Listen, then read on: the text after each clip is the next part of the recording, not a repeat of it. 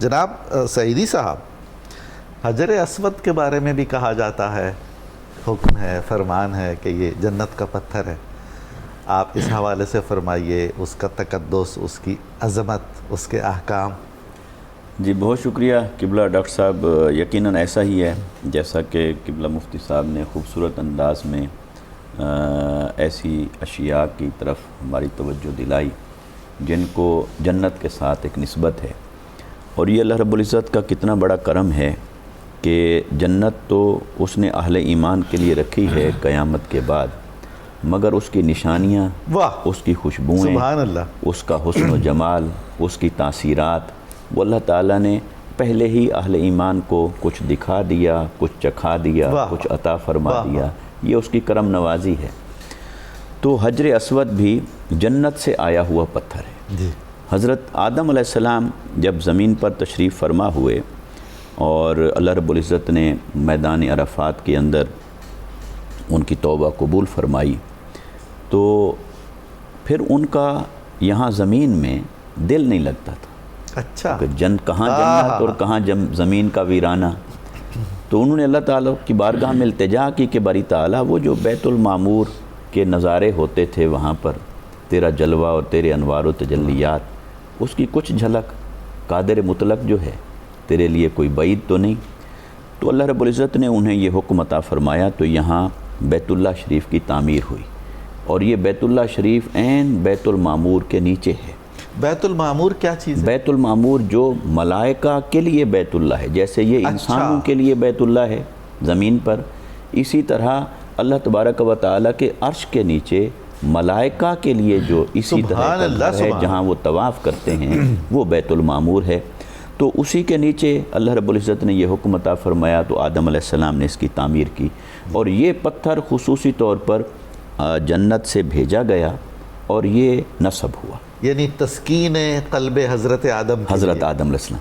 اور اس کو آپ اگر آج کی ایک سائنس کی زبان میں اگر آپ بیان کریں تو اللہ تبارک و تعالیٰ نے ایک ایسی ڈیوائس یہاں پر لگا دی، کیا بات ہے، کہ جس کے اندر سے حضرت آدم علیہ السلام اسی جنت کے نظارے کیا کرتے. سبحان اللہ. تو اللہ تبارک و تعالیٰ نے ان کو یہ سب عطا فرمایا.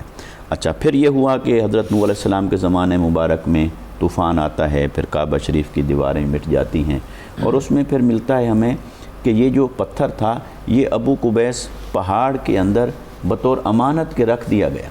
اور جب حضرت ابراہیم علیہ السلام نے اسماعیل علیہ السلام کے ساتھ مل کر اس کی دوبارہ تعمیر کی، انہی بنیادوں پر جن بنیادوں پر حضرت آدم علیہ السلام نے تعمیر فرمائی تھی، تو پھر حضرت جبرائیل علیہ السلام نے یہ پتھر مبارک پھر حضرت ابراہیم علیہ السلام کو لا کر دیا اور آپ نے اسے نصب فرمایا. اور اب یہ حجر اسود جی کالا پتھر، مگر یہ اصلاً کالا نہیں تھا. آقا علیہ السلام کے فرمان کے مطابق کہ یہ اس نے اپنے نور کو اور اپنے حسن و جمال کو چھپا لیا ہے. اور وہ چھپا لینا ایک تو حکمتوں میں سے ایک حکمت ہے، تقاضا ہے کہ اللہ رب العزت نے یہ جو دنیا ہے یہ مادی دنیا ہے اور یہ پردے کی دنیا ہے. اللہ تبارک و تعالیٰ نے یہاں جس شے کو بھی بھیجا ہے تو اسے پھر ایک پردے میں رکھا ہے. اب جیسے یہ انسان ہے، یہ بھی ایک پردہ ہے. جی ہاں. تو اصلاً تو روح ہے، اور انسان کا سفر تو حل اتی علی الانسان حین من الدہر لم یکن شیئا مذکورا. اور اسی طرح آقا علیہ السلام آپ کی حقیقت مبارکہ جو سراسر نور ہے، اس کو بھی تو اللہ رب العزت نے ایک پردے میں رکھا جو بشریت مطہرہ ہے. تو اس جنتی پتھر کو بھی اللہ تبارک و تعالیٰ نے ایک پردے میں یہاں رکھا، اور اس نے اپنے نور کو اور جلوے کو چھپا لیا. اور ایک روایت سے ہمیں یہ بھی ملتا ہے کہ لوگوں کے گناہوں کی وجہ سے یہ سیاہ ہوا ہے. اللہ. تو یہ بھی ایک خیر. اب دیکھیے کہ یہ جو جنتی پتھر ہے، پھر یہ کعبہ شریف میں نصب ہے، اور آقا علیہ السلام کے ساتھ آپ کی بعثت سے پہلے ایک خوبصورت واقعہ جڑا ہوا ہے اس کی نصب کا. بالکل. کہ جب قریش کے زمانے میں ایک سیلاب کی وجہ سے یہ بیت اللہ شریف کی دیواریں تعمیر نو کی ضرورت پیش آئی، تو پھر پتھر کو نصب کرنا تھا، اور ہر قبیلہ یہ چاہتا تھا یہ اعزاز اسے حاصل ہو. تو انہوں نے طے کیا کہ ٹھیک ہے، پھر کل جو شخص یہاں سب سے پہلے داخل ہوگا پھر وہی فیصلہ کرے گا. اور اگلی صبح آتے ہیں تو آقا علیہ السلام تشریف فرما، اور وہ سب کو اطمینان ہو گیا کہ اب جو فیصلہ یہ فرمائیں گے اس میں کسی کا حق نہیں مارا جائے، وہی فیصلہ حق ہوگا.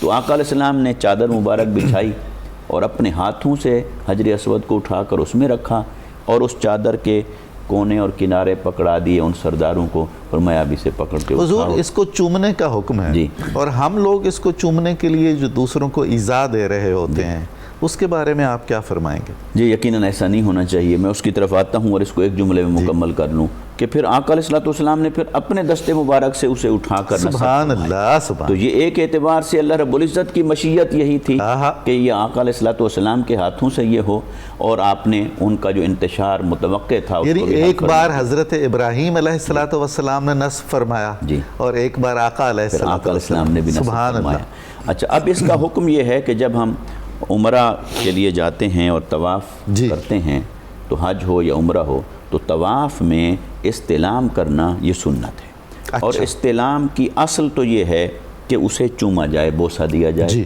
لیکن اگر وہاں تک نہ پہنچ سکیں رش کی وجہ سے، ہجوم کی وجہ سے، تو پھر یہ بھی شریعت مطہرہ نے آسانی فرمائی کہ اگر آپ دور سے ہاتھ کا اشارہ کرتے ہیں اس کی طرف اور پھر اسی اپنے ہی ہاتھ کو چوم لیتے ہیں، دائیں ہاتھ کو، دائیں ہاتھ کو، اپنے ہی دائیں ہاتھ کو پھر آپ چوم لیتے ہیں، تو یہ اس استلام کی جگہ پر قائم مقام ہو جاتا ہے۔